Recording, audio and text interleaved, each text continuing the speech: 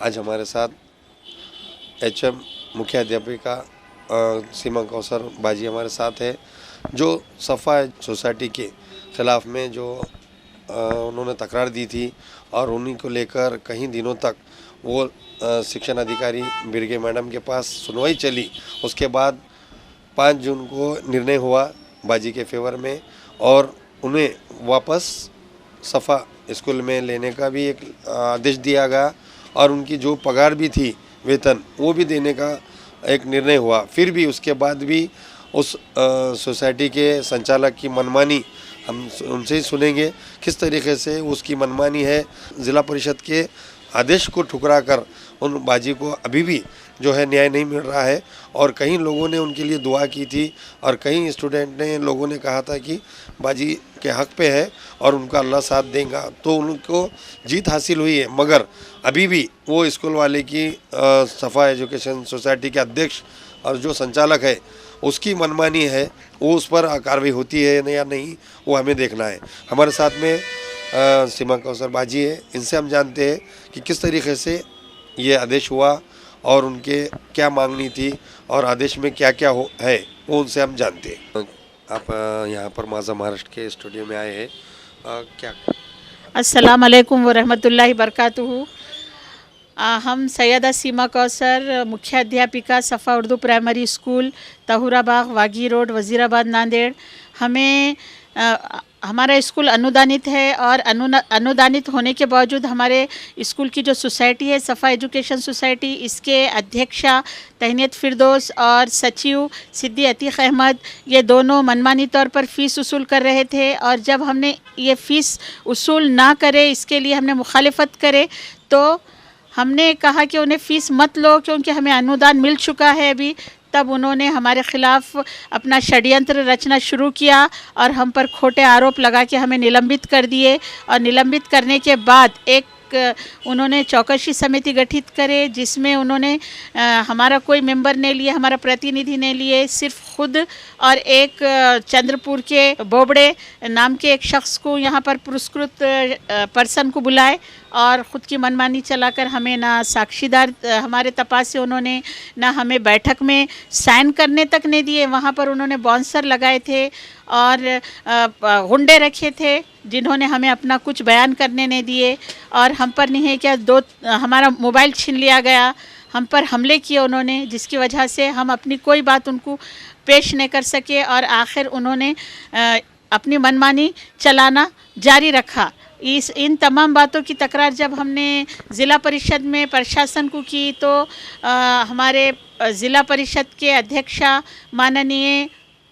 माननीय doctor Savita बिरगे madam और उनके जो स्टाफ था, उन्होंने सखोल इसकी चौकसी करी और हमारा उन्होंने बहुत साथ दिया इंसाफ मिलने में और उन्होंने सच्चाई की जीत कराई। और हमें आज ये 5 जून को आदेश प्राप्त हुआ, जिसमें उन्होंने हम पर लगाए हुए जितने भी आरोप थे उनको सबको नहीं है कि उनसे हमें मुक्त कर दिया और हमें दोबारा स्कूल ज्वाइन करने और हमारी पगार मिलने के लिए हमारे जो सचिव अध्यक्ष है दोनों को ऑर्डर दे दिया। लेकिन जब हम ये ऑर्डर लेकर स्कूल गए, वहाँ पर उन लोगों ने हमें स्कूल में आने नहीं दिया और साथ ही साथ हमसे किसी किस्म की बातचीत नहीं की। हालांकि इसमें साफ तौर पर लिखा गया है कि हमें स्कूल में ले लिया जाए, ज्वाइन कर लिया जाए। आपके लिए दुआ भी की थी, स्टूडेंट थे, काफ़ी लोग परेशान थे वो कि भाई बाजी का रवैया अच्छा है और आपने ईमानदारी के साथ वहाँ पर अभी तक जो है कार्यरत 18 साल निकाले और सभी ये करे, तो उन लोगों के लिए क्या? मेरे तमाम स्टूडेंट्स और जो मतलब जिनकी मेरे से इस दौरान मेरे परेशानी के आज 6 महीने हो रहे हैं।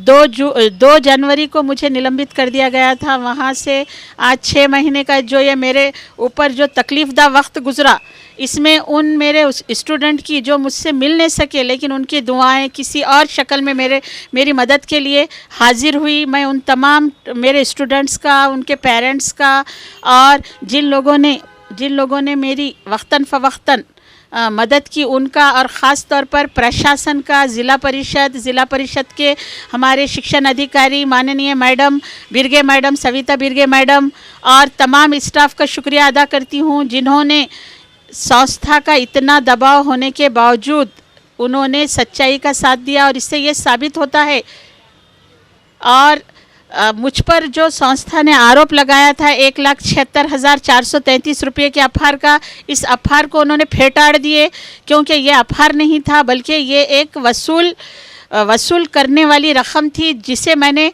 टीचरों से वसूल भी कर लिया और जिसकी थी उसको दे दिए। लेकिन इसमें पैसों का कुछ हिस्सा जो सिद्दी अतीक अहमद ने लिया था, वो पैसे उन्होंने अभी तक वापस नहीं दिए। और अफार इस तरीके से, अफार तो सिद्दी अतीक अहमद ने किया है, प्रभारी मुख्य अध्यापक के तौर पर वहाँ पर काम कर रहे हैं, उन्होंने आज तक प्रशासन के पैसे वापस नहीं किए और निजी कामों में इस्तेमाल कर रहे हैं। इस तरीके से उन्होंने दोषी है। और इसमें ये जो निकाल निकला सुनौनी का, उसमें मैडम ने ख़ास तौर पे लिखा है कि 7 दिन के अंदर सिद्दी अतीक अहमद पैसे वापस कर दे और साथ ही साथ हमको रुजू करके ले ले और हमारी पेमेंट रेगुलर कर दे। लेकिन सिद्दी अतीक अहमद ये भी मानने को तैयार नहीं है।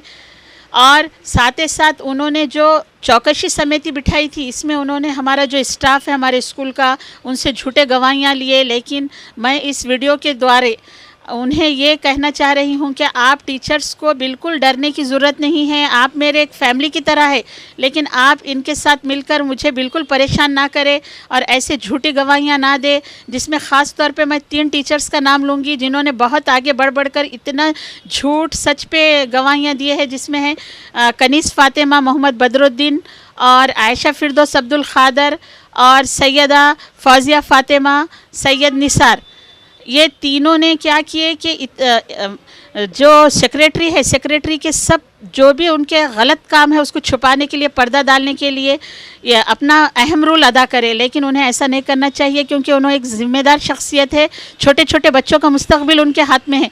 जब उन्होंने झूठ बोलेंगे, जब उन्होंने झूठ बोलेंगे तो उन्होंने बच्चों को क्या सिखाएंगे। और उन्होंने जो झूठ बात बोले, चाहे वो खालाओं ने, हमारे जो प्यून हैं उन्होंने झूठी गवाही दिए, या फिर हमारे स्कूल के पड़ोसी मोहम्मद सलीम ने जो झूठी गवाही दिए, उनको सबको कोर्ट में मुझे जवाब देना पड़ेगा। वो लोग ऐसा समझ रहे होंगे कि झूठ बोल के खामोश मुँह छुपा लेने से कुछ नहीं होने वाला है, उनको सामने आना पड़ेगा। ये आज मुझे रुजू का लेटर मिल चुका है, लेकिन मैं ये अपनी जंग बंद नहीं करने वाली हूँ।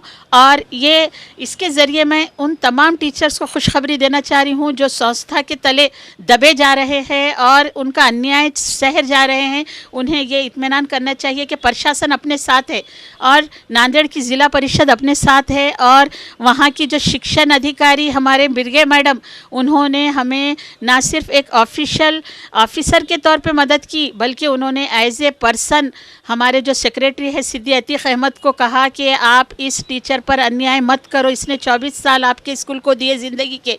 उन्होंने पर्सनली ऐसा कहा, मैं उनकी बहुत शुक्रगुजार हूँ, क्योंकि उन्होंने ना सिर्फ मेरी नहीं कि बात सुनी, बल्कि मुझे न्याय दिया।